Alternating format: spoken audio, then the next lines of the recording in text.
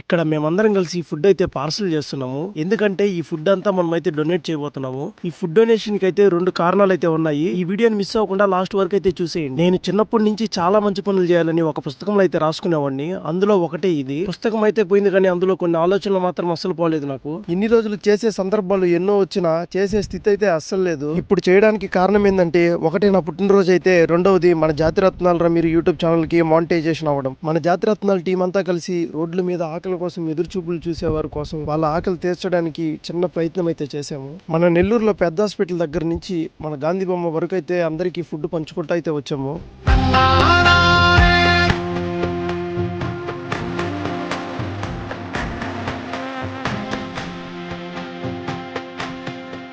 అంతా అయిపోయిన తర్వాత అర్థమైంది ఏంటంటే, ఇంకా రోడ్ల మీద ఆకలితో ఉన్నవారు చాలా మంది ఉన్నారు. వాళ్ళందరికీ పెట్టలేదని ఒక బాధ అయితే మిగిలిపోయింది. మేము ఎత్తుకెళ్ళిన ఫుడ్ అంతా అయితే వాళ్ళకి సరిపోలేదు. ఈసారి ఇంకెప్పుడైనా ఎంతమంది వస్తే అంతమందికి ఆకలి తీర్చే అంత స్థాయిని దేవుడు మాకు ఇవ్వాలని మేము మనస్ఫూర్తిగా అయితే కోరుకుంటున్నాము. వాళ్ళందరికీ ఫుడ్ సరిపోనప్పుడు మా అందరికీ లోపల ఏదో ఒక తెలియని ఒక బాధలాగా అయిపోయింది. ఇంకా అక్కడి నుంచి ఇంటికి వచ్చేస్తుంటే కొరియోగ్రాఫర్ ప్రవీణ్ అని మన ఫ్రెండ్ విఆర్సి గ్రౌండ్ లో అయితే నాకు కేక్ కటింగ్ చేపించి విశేష అయితే చెప్పాడు. Thank you so much Praveen bro.